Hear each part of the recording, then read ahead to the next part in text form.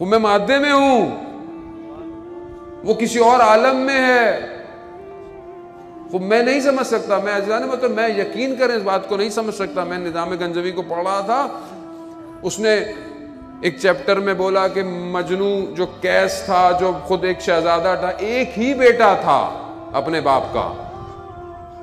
حالت کیا ہوئی مجنو کی؟ باپ جب بوڑھا ہوا، جب اس کو خیال آیا کہ میں مر رہا ہوں، میرا کوئی وارث نہیں ہے، یہ میری دولت، میرا نام، یہ کس پہ جائے گا؟ تو اس نے مجنو کو ڈھونڈا. جہاں پہنچتا تھا خراب جگہ، کہا یہاں تھا، آگے چلا گیا، یہاں تھا، آگے. آخر میں ایک مقام پہ پہنچا کہ جہاں پر صرف گندگی تھی. کیا دیکھا؟ خاک میں لپٹا پڑا ہوا ہے ایک ہی بیٹا. بیٹے کو دیکھا، اس کو اٹھایا، رونے لگ گیا، گریا کرنے لگ گیا.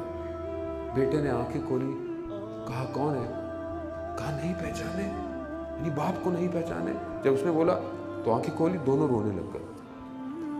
بس میں آپ کو مفہوم اگر میں منتقل کر سکا،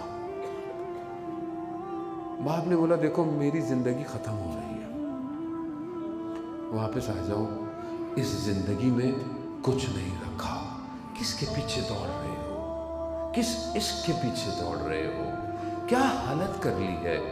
تمہاری ماں تمہارے انتظار میں بوڑھی ہو گئی ہے، میں بھی کچھ سالوں میں مر جاؤں گا.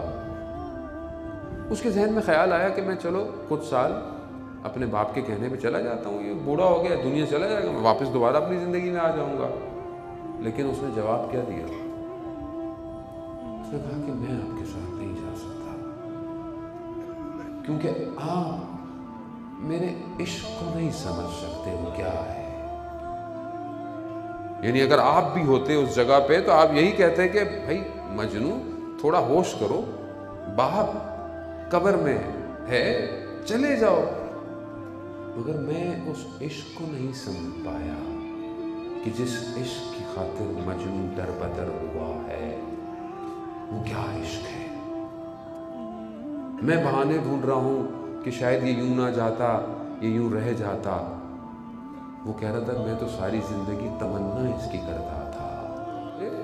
شیخ عباس قمی یاد آ گئے، اللہ رضوان اللہ تعالیٰ علیہ، کہ جنہوں نے مفاتیح الجنان مرتب کی ہے. کیا مقام ہے ان کا؟ ان کی والدہ نے کہا کہ کھانا گرم ہو چکا ہے، والد کو اٹھا کر لے آؤ، یعنی ان کو بیدار کر لو. یہ گئے تو دیکھا کہ والد سو رہے ہیں.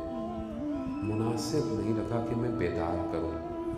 اپنے لبوں سے باپ کے قدموں میں گرماہٹ دی، باپ اس گرماہٹ سے اٹھا، باپ نے دعا دی. کیا مقام!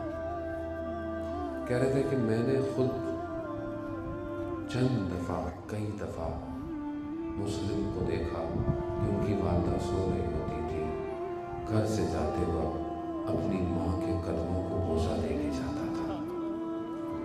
یہ کہاں ہے جوان؟ میں اپنے آپ کو دیکھوں، کیا میں اپنے ماں باپ کے قدموں کو بوسہ دیتا ہوں؟ روایات کیا کہتی ہیں؟ والد آئے، چاہے تم جتنے بھی بڑے شخص ہو، والد جب کمرے میں آئے تو کھڑے ہو جایا کرو.